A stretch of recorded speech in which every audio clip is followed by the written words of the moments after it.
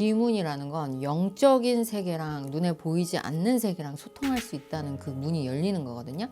근데 귀문이잖아요. 말 그대로. 귀신이 소통할 수 있다는 문이 열리는 거예요. 그러면 신병이 올 수도 있고 조상이 이 왕래를 할 수도 있고 어디를 가시면 그 귀신하고 소통을 할 수 있는 거예요.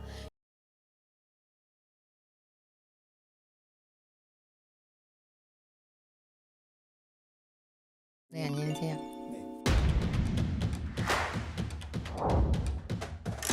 저 문이 열린다는 건 우리한테 이제 눈이 있고 귀가 있고 코가 있고 입이 있어요.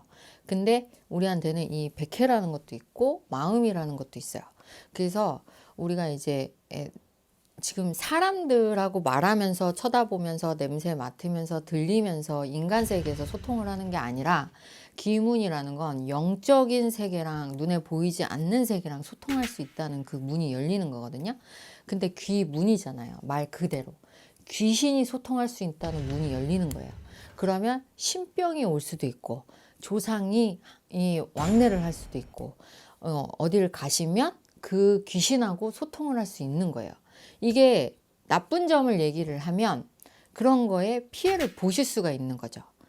좋은 점을 얘기하면 그거를 잘 활용을 하시면 내가 조심할 수 있는 기회가 되시는 거죠.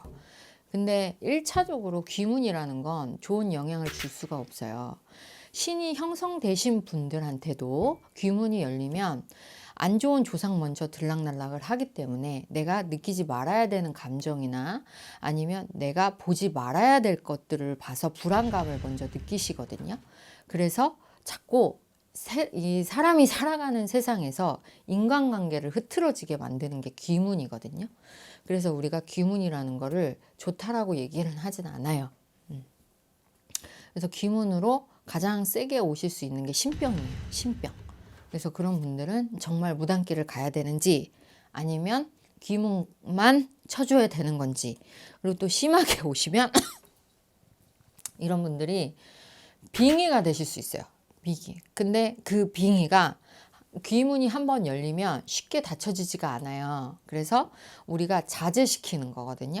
자제. 그걸 막 뽑는다고 해서 다시 들어오지 않는다가 아니에요. 그래서 여기에 귀신 말고 정말 내 조상이라도 내 중심이 되실 수 있고 자손을 조금 도와주실 수 있는 분을 우리가 세워서 그걸 자제시켜 주는 거예요. 그래서 일상생활을 만들어 가게. 그래서 귀문이라는 거는 귀신이 왕래하는 통로의 문을 연다. 신체적이 아니라 영적인 문을 연다. 거기에 문이 있다. 그렇게 생각하시면 돼요. 좀 주변 사람들한테도 그런 기운이 뻗쳐 들어갈 수도 있나요? 있어요. 특히나 이제 저는 교회를 다녔었거든요. 근데 교회를 다니다 보면 신앙심이 깊다 보면은 이게 나 아닌 다른 존재하고 이게 문이 열려요. 그래서 내가 오늘 이 사람하고 만나면 다른 사람하고 만나면 그 사람을 느끼는 거예요. 그 사람 감정이나 그 사람 신체의 특징이나 그러니까 거의 반무당이 되는 거죠. 근데 그것만 가리지를 못해요. 그게 왜 그런 건지 내 상태가 왜 그런 건지를 모르니까 내가 왜 아픈 건지 내가 왜 이 행동을 하고 있는 건지를 모르는 거야. 그러니까 내가 미쳤나? 이제 그렇게 생각을 하는 거죠.